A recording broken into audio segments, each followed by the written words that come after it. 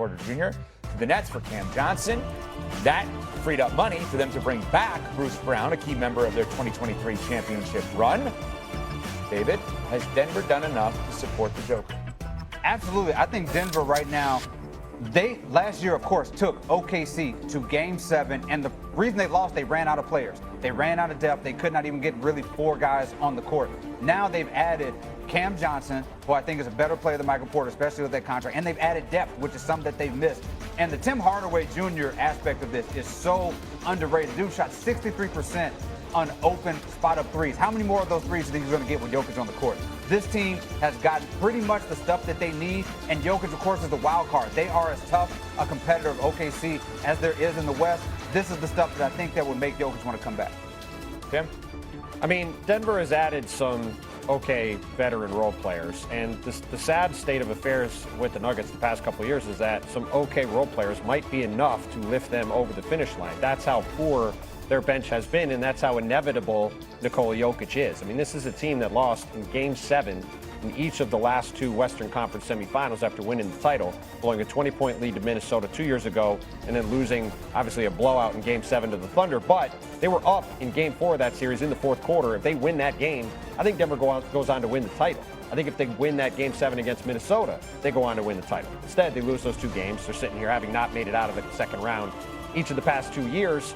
And now they've gone out and gotten an okay backup center, a couple of okay wings. We'll see if Bruce Brown can get back to how he was in Denver. Tim Hardaway Jr. is an okay shooter, but there's a reason he's bounced around a bunch. And Jonas Valanciunas at this point is, again, an okay backup center. But this is a team that did not have any depth at all, and now they have some.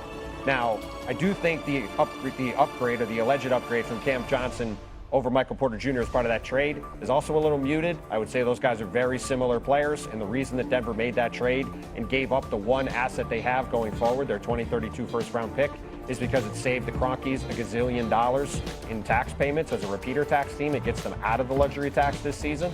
But if you look at Denver now, they are marginally better than they were last year, and marginally better might be good enough because they have the best player on the planet on their team, and him with a little bit of help could very well be enough to get the Nuggets their 2026 NBA title. Whitney, by going from Porter Jr., obviously, to Cam Johnson, they saved the 16, 17, they stay out of the tax, but they're also able to add a few players. Is that enough for Denver? This has been such a polarizing reaction as I've talked to people in the league, because really, on one hand, they have gotten some depth to this roster that they just were so badly needed, and they've given new coach David Adelman something that Michael Malone didn't feel he had. Whether he did or not was the basis of the argument between him and the former general manager Calvin Booth. But options.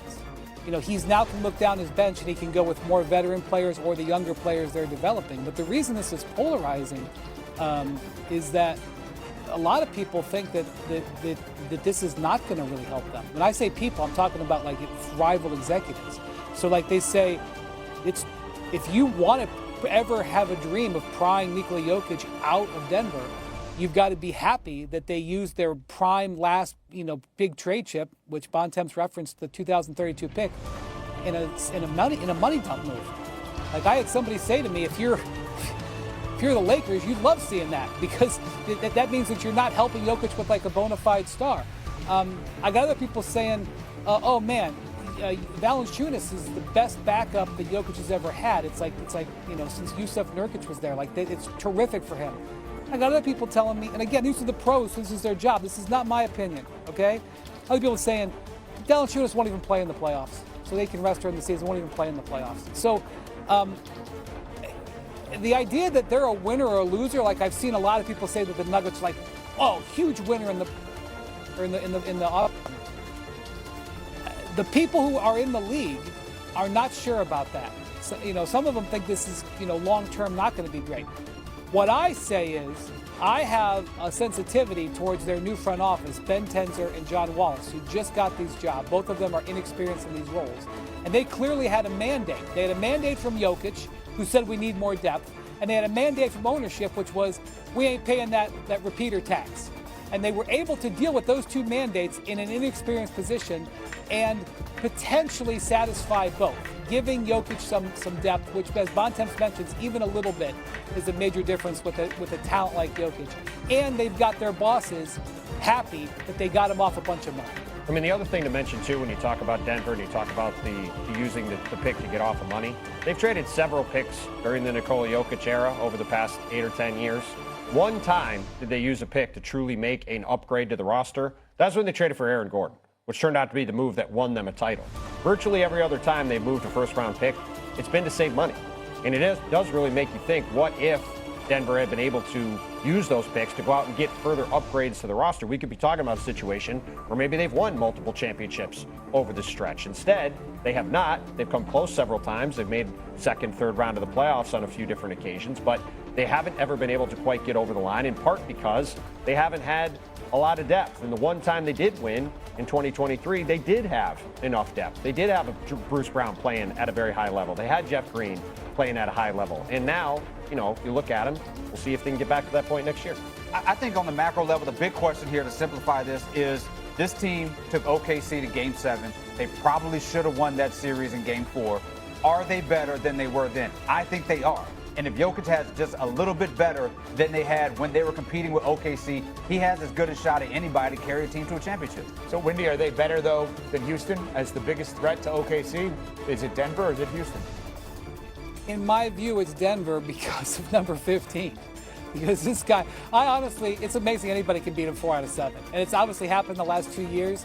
I watched the guy, and, you know, I voted for Shai Gilgeous-Alexander this year, and I was very, you know, I don't regret it, but I felt bad about it because watching what Jokic does is so amazing, and watching what it takes to beat him in these playoff series is so amazing. And really, as David referenced there, we are really a narrow path away from having the Nuggets having gone to the finals 3 years in a row. Because I believe that they don't blow Game 7 last year against Minnesota, with all due respect to Luka, I think they're winning that series and getting to the finals. And I don't know what happened against Boston, because Boston was 0-2 against them in the regular season. And this year, the Thunder won the title, okay? They were far and away the better team, and they were in deep trouble against the Nuggets, and had just one or two little things gone a different way in Games 4 and 5. I don't know. So it's not a commentary on Houston, who I think has been on an organizational hot streak. It's an ode to the big man. Well, Paul Feinbaum had a comparison for Arch Manning that turned heads. Now he's here to stand on business. Feinbaum in rare form coming up. Plus, the East has more questions than answers right now. Which team are we highest? Way Jonas does, having spent more than a decade with the franchise, so he has nothing to apologize for if he wants to be a Buck. But he has said publicly that his goal is to win multiple NBA championships, and if he does not win multiple NBA championships, he will